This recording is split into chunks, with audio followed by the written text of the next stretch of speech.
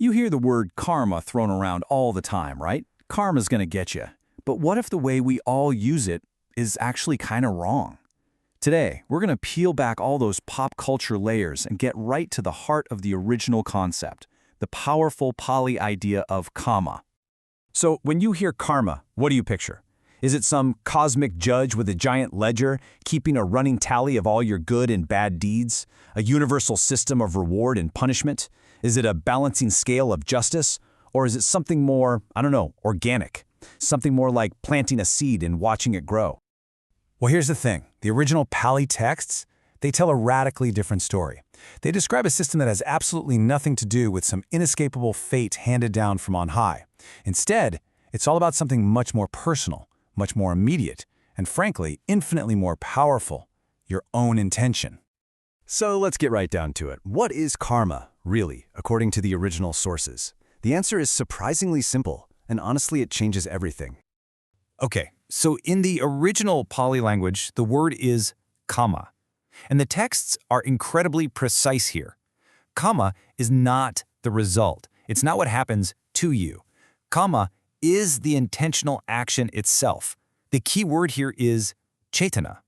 This means volition, the will, the intention that sits behind everything you do, say, and even think. It's the why that fuels every single moment of your life. All right, so how does this intention, this cetana, actually show up in the world? Well, the texts lay out a really clear three-part model. You can almost think of it as the engine that drives kamma forward. This intention expresses itself through three main channels. First up, you've got kaya kammam. These are the actions of your body. Pretty straightforward. Second, there's vachikammam, the actions of your speech, everything you say. And third, and this is the big one, is manokammam, the actions of your mind, your very thoughts. Now you might think these three are all created equal, but they are not. Which one carries the most weight? The texts are crystal clear. As you can see in this quote, it's the mind. Mental action is declared to be the most consequential.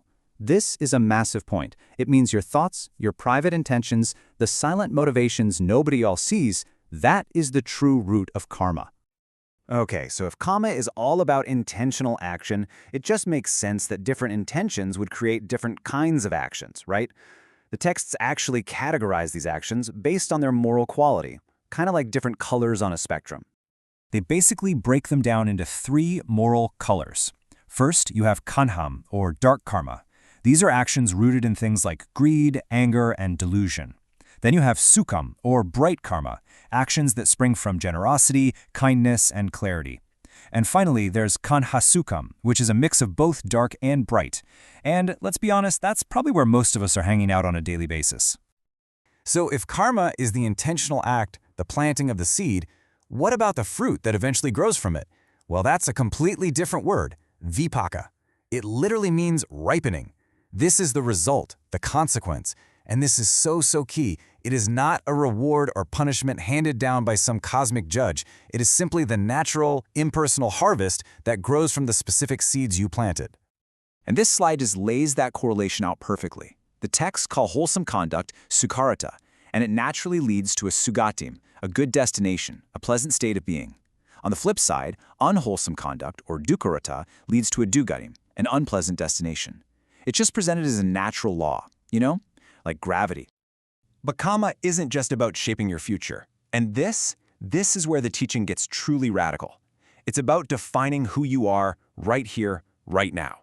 Your actions don't just create your future. They are literally creating you. The world is moved by action. Just let that sink in for a second.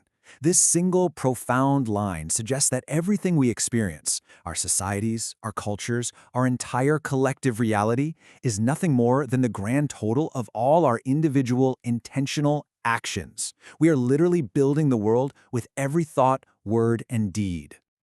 And it gets even more personal than that. By action one is noble. Now, in a society rigidly defined by birth and caste, this statement was like setting off dynamite. It was a revolutionary declaration that your true worth has nothing to do with the family you were born into. True nobility, it says, comes only from the quality of your karma, from your intentional actions. So the crucial takeaway is this. Karma completely rewires the whole concept of identity. It says you are not fixed by your birth or your lineage. You are defined moment by moment by your actions. This places the power and the responsibility for who you are squarely in your own hands. Okay, so if we're constantly creating our reality and ourselves through karma, are we just stuck on this treadmill forever? This brings us to the ultimate point of this teaching. It's not just about planting better seeds to get a better harvest. It's about learning how to stop planting seeds altogether, how to find complete and total freedom.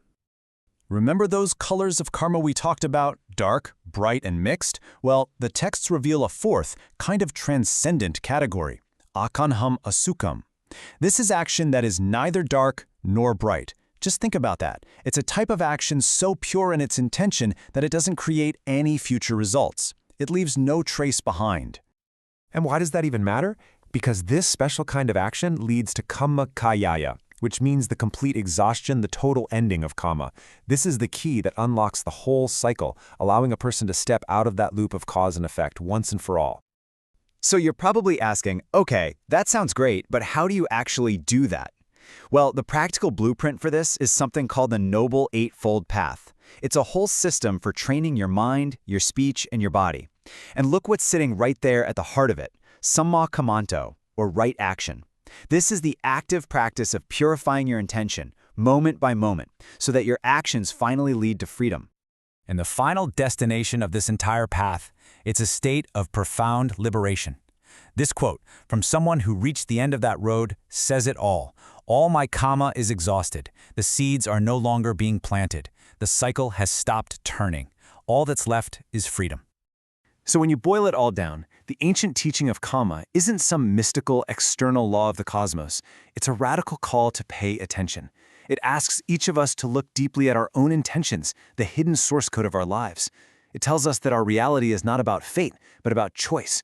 And that leaves us with one final big question. If your intentions really are the seeds, what kind of garden are you growing today?